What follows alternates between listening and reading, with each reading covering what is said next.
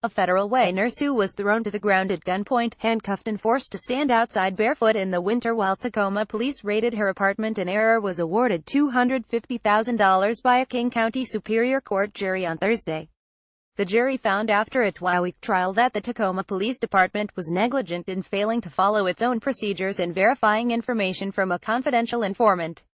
Kathleen Mancini's apartment was raided on January 5, 2011, after a confidential informant incorrectly identified the apartment of the then 62-year-old nurse as a drug dealer's home.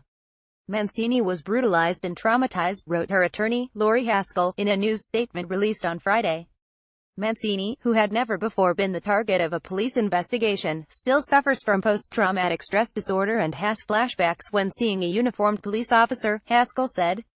The civil case was originally dismissed by a judge who incorrectly found that the city of Tacoma was immune from liability based on public duty doctrine. The Court of Appeals, however, overturned the Superior Court ruling and found that Mancini's negligence claims were grounded in the common law right to the sanctity of her home, and the case was sent back for trial. This duty, the duty to refrain from invading a private individual's home, whether intentionally trespass or negligently resulting from the absence of due care, is one of common law origin and applies to all, the appeals court wrote in its 2015 opinion. Her neighbors could not invade her home. The same is true of the city's agents.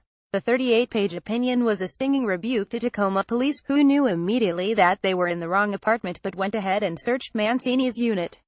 Mancini lived in apartment 1B, while the cops' intended target, a felon with a long history of drug and firearms crimes, lived in apartment 1A in a different building in the same complex, according to the opinion and other court documents filed as part of the 2012 lawsuit.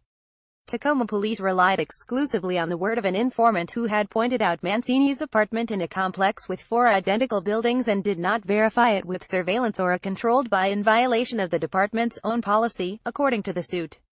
In contrast with the way Mancini was treated, the police officers took the drug dealer they were actually seeking into custody without any of the violence displayed in Mancini's apartment, Haskell said. In fact, she wrote, they even let him go the same day without ever filing charges despite finding dealer-sized quantities of drugs in his apartment.